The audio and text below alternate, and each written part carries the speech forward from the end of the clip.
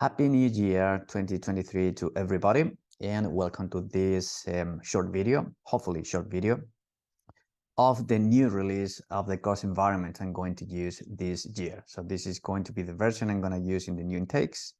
And I'm going to go very quickly through this project that I started a couple of years back, if I recall correctly. So the project is called Open Source Big Data Educational Toolkit, and it is a bunch of scripts making the installation of several big data frameworks and tools easy.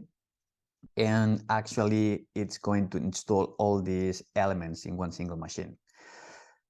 Definitely, this is not something to use in production environments, very discouraged. And this is targeting people who want to learn these frameworks from scratch. So rather than trying to find the different commercial products for every single technology that we are studying in the different courses, everything is in the same place and everything is ready to be used for very small use cases and using very small data sets. So this is the GitHub repo. And so this is the URL, github.com, Raul Marin Perez, OSBDET is the name of the project. And so through this main documentation, you have the different steps to install the different frameworks in one single machine. And yeah, most of the contents that you have in here are coming from the previous version. And yeah, this is the script that you are going to use if you want to install it in your machine. You need to identify the operating system that you are targeting. At the moment, only Debian 11 is supported.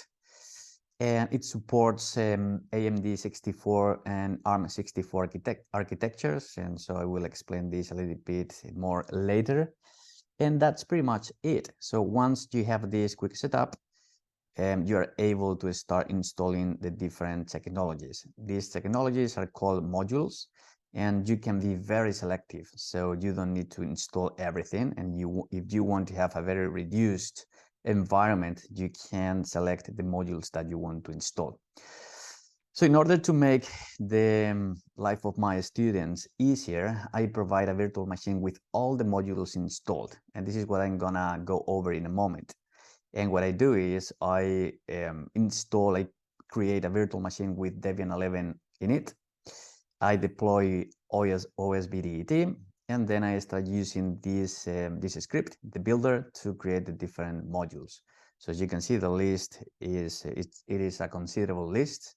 And so yeah, the frameworks that we have here are the frameworks and tools taught during the different courses: MongoDB 4, Hadoop, MariaDB, Airflow, Distract Fleet Simulator, Kafka 3, NiFi, Jupyter, which is the entry point to start all these frameworks and tools, Superset for visualization, Spark 3, this MinIO for object store, and Grafana. Grafana is also in it. Then there is something called recipes that it is not working at the moment. Probably for the next release, it's going to be elaborated further. But so the idea is to facilitate the deployment of different use cases through this recipe, but at the moment it's not ready. And actually, if you run this builder on the virtual machines that I'm providing, all these modules are installed. So if you run this script with the status parameter, you will see that everything is okay. And this is pretty much it. Something new that I added in this release is a web server, Nginx web server, with a static website containing a description of the different frameworks available in the environment and how to make them work. So rather than trying to figure out how to make them work or using the slides that I provide in the different courses, you will have this website and it's going to be very easy. So probably in the future, I will add some additional features to start and stop all these frameworks from the website. But at the moment, it is what it is. And here you have some recommendations in terms of hardware specifications. So you don't need to have a very big environment to make it work, but definitely this is going to determine the kind of use cases that you can work on and the size of the data sets that you're going to use. And having a virtual machine with 2 virtual CPUs is going to be enough. 4 gigs of RAM is going to be enough as well. So because not all the frameworks are going to be running all the time, and so you're going to be able to make it work with 4 gigs. So you can start ingesting data with NiFi and keep the rest of the frameworks stopped. And once you have all the data in the storage layer, then you can start using some other tools by having NiFi stopped, definitely, and releasing all these resources. So these are all the TCP ports, the recommended mapping for the different TCP ports of the different technologies. And actually, this is the mapping that you're going to see in the virtual machines I provide to my students. And yeah, coming back to the architectures supported, as most of the students are using Windows or Mac OS. What I'm using for these virtual machines is VirtualBox for those students using Windows and Mac OS on Intel processor-based laptops. And for those using the new Macs, the new Apple, the new MacBooks, the new computers using the Apple Silicon processor, I'm using UTM. So I'm gonna show you how to make it work in both computers, and so you will see how this works. Okay, so let me go to the releases section. So you go to releases, you will realize that the new version is already available. So you have this file containing the virtual machine for VirtualBox. So this is the one supporting the AMD 64 architecture. It's running on Debian 11 AMD 64 architecture, and you have all the modules installed in there. This has been tested in Windows 11 and Mac OS Ventura, and running VirtualBox 704, which is the latest version at the moment. For those computers relying on the ARM64 architecture, like those laptops relying on the Apple Silicon processor, I'm using UTM, and yeah, UTM version 4.04.9, and this has been tested in a Mac OS Ventura computer with an Apple M1 processor computer. So by clicking these links, you will get the file. This is a very big file, so it will take a while. And actually, let me go back. I already downloaded this file. I have it here. And no, actually, let me go back because that's the file. Yeah, this is the file for AMD 64 computers. I'm gonna start with this one because the one I'm using right now is this Apple Silicon based processor. So you click this link and you will get the file. And so I'm gonna use my desktop as the destination, but probably you want to put this into the documents folder or a different folder. So once you download this zip file, you need to double click. This is going to extract this file. So it's gonna take some seconds because, as I said before, is so the size is not that small. And then you need to install UTM, and actually let me show you how to download UTM because probably you're not very familiar with it. So it's not a very well-known virtualization software. So you type UTM, and if you Google for UTM Mac,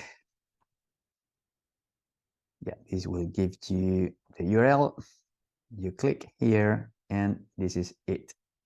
So you need to be sure that you download the version that I'm using. So probably you use some other, yeah, let me cancel it. If you use a different release, it will work, but just to be 100% sure, I suggest that you download exactly the same. Let's go to GitHub. You're able to download the release that you're interested in by going to the releases in GitHub. And here you can try to find the release I'm talking about. Let me see if I can find it. Okay, so it doesn't work. Probably we need to use, yeah, this one, 409. And if you scroll down, you will get to the installers. Let me see if I get to the installers.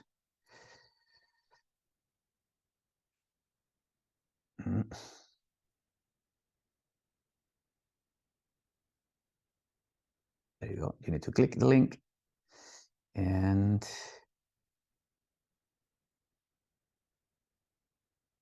there you go. This is it. Yeah, you need to download this UTM DMG, which is the installer for Mac, and you are done. Once you install it, let me minimize this window. And this is already uncompressed. Let's put it in there. You run it, you will have something like this, but obviously it's going to be empty. So I have some test virtual machines in here. And so basically double click the file and it will appear here. So you will get something like this. Everything is configured for you. So if you go through the settings, you don't need to. But if you want to double check that everything that I said before is actually happening, so this is the port mapping. If you go to system, you will see that, yeah, 4 gigs are configured to virtual cores. And so the recommendations that I mentioned before, if you have a lot of memory, yeah, definitely you can increase the amount of memory. And if you have plenty of core, you can increase the number of cores. But yeah, 4 gigs should be enough. Then you start this virtual machine. And if everything goes well, the virtual machine is gonna start up. This is the Debian menu. And you don't need to do anything else. So this is the only thing you need to do. And the rest of the interactions that you're gonna have with the course environment is gonna happen through the browser. So I'm gonna reduce this tab, localhost 2023. Oops. And there we go. This is the static website that I mentioned before. This is the link to the GitHub repository, just in case you want to play around with it. And then you're going to have several boxes with the different modules that I showed before. So Jupyter, NiFi, Hadoop, Spark, Kafka, Track Fleet Simulator, MariaDB, Superset, MongoDB, MinIO, Airflow, and Grafana.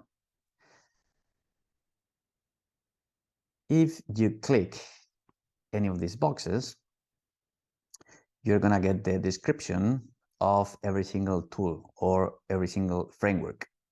You will have some instructions on how to start it up.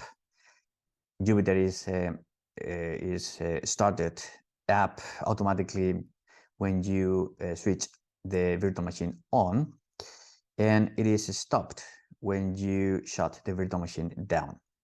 In order to access Jupyter, you need to click this link.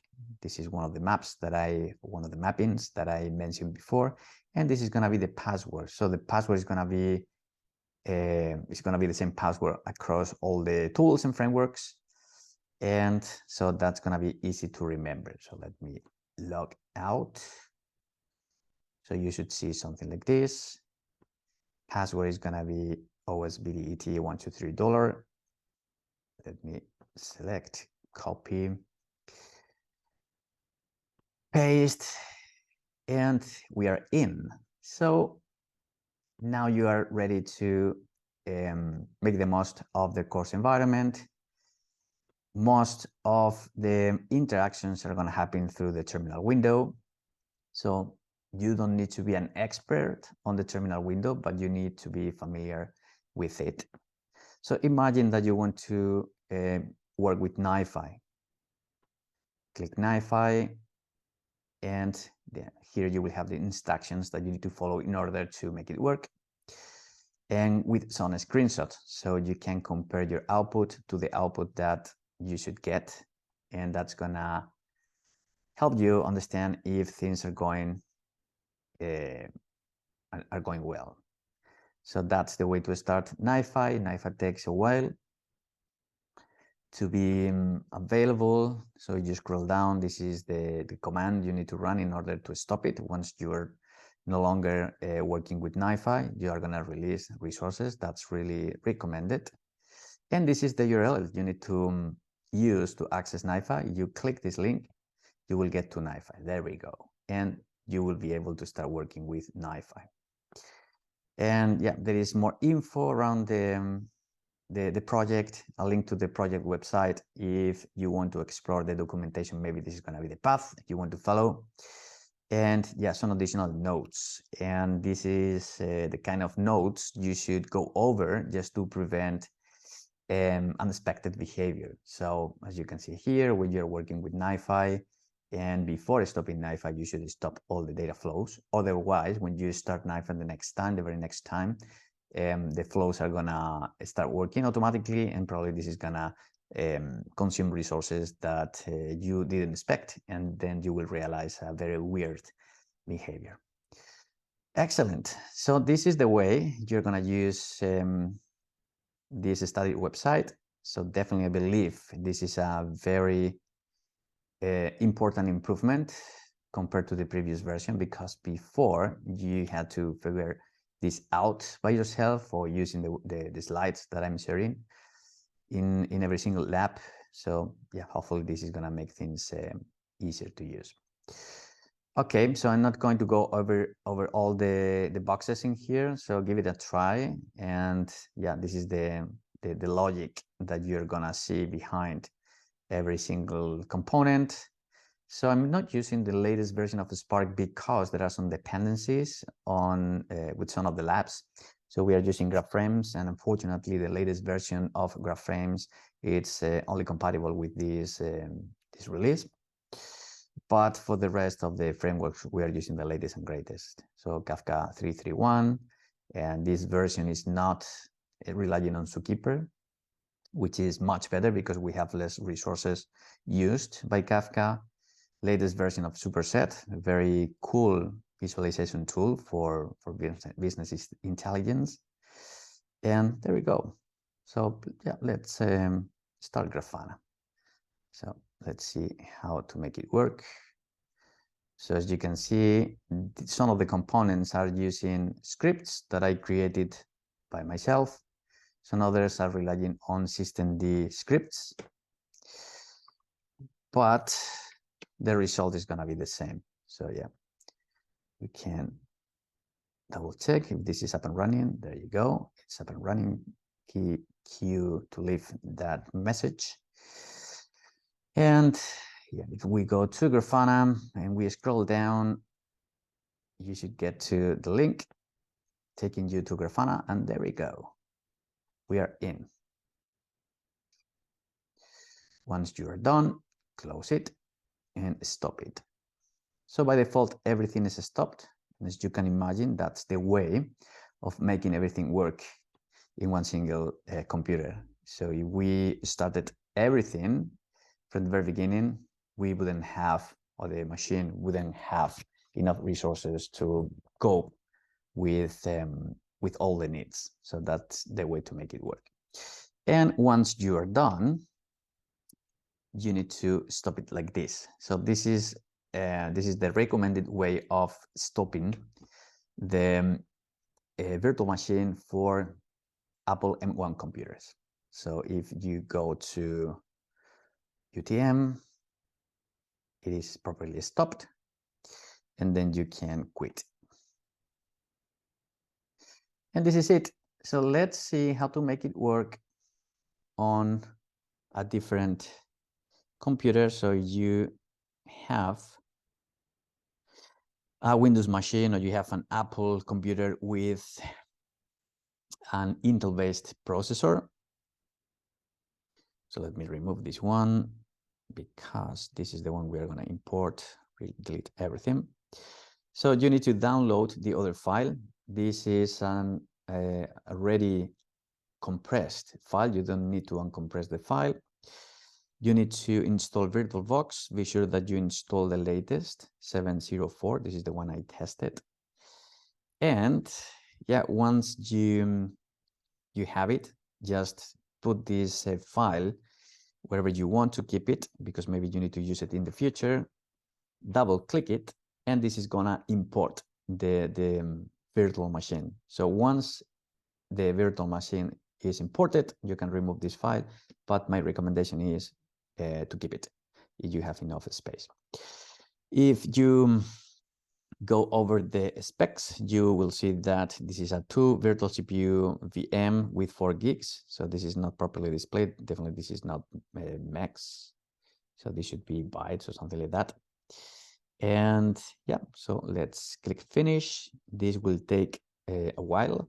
It will take, depending on how fast your computer is, will make it faster or slower. And let me open the browser. There we go. So this is the browser we are going to use. Let's have it there. And as you can see, this is the previous version. So in the past, I was creating a couple of releases per year. And yeah, this happened because it was not very stable. But we've been polishing this over the different terms with the help of Jorge Centeno and some other students, such as Guillermo Palacin. And we've made this course environment more and more stable. And so at the moment, it makes sense to create one single release a year. And if for some reason there is something that we need to fix, we can create a second release, but it's going to be a fix, a very specific fix on top of something that is not working out. But the overall contents are going to be the same. So we don't expect to introduce very big changes in the future. There we go. So it's ready over here. And in order to make it work, the only thing you need to do, so the recommended way of running this virtual machine is by right-clicking the imported appliance and starting as, or using the headless start mode. So this is not going to give you any console. You don't need it. As we saw before, everything is going to happen through the browser. And you can wait here for some seconds just to double check that you get the prompt, the login prompt, and that will tell you that the course environment is ready to be used. There we go. And again, our starting point is going to be this static web server. And yeah, we are gonna use it in the same way. So Jupyter, the link, this is our brand new environment. So let me repeat the process. And there we go. Okay, log into the system. And yeah, let's use something different. I don't know. So yeah, let's use Superset. And here Superset is relying on this systemd script. So new terminal, paste OSBDET $123. You can double check that it's all up and running, status, excellent. And if you scroll down, you will have the link you need to use in order to access OSBDET, sorry, Superset inside OSBDET, and these are the credentials you need to use. There we go, OSBDET $123, sign in, and there we go. The latest and greatest version of Superset. Once you are done, don't forget to shut it down. And this is the way you are going to do it.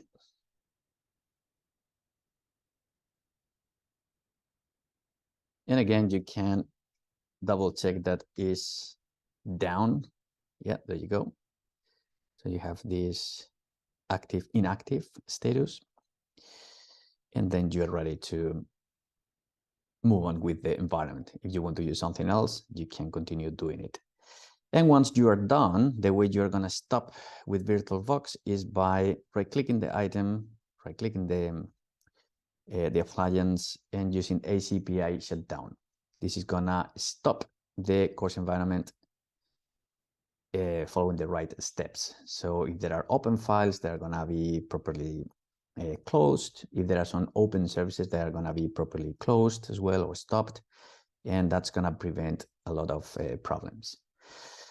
And yeah, this is it. So hopefully this is handy, and hopefully you can make the most of the environment, and so you can enjoy it as much as I enjoyed working on the project. And so it's very exciting, everything that with the help of Jorge and some other students we came up with. And I'm looking forward to working on the project and getting new features that make the environment handier to use and more helpful. See you in the next video. Bye bye for now.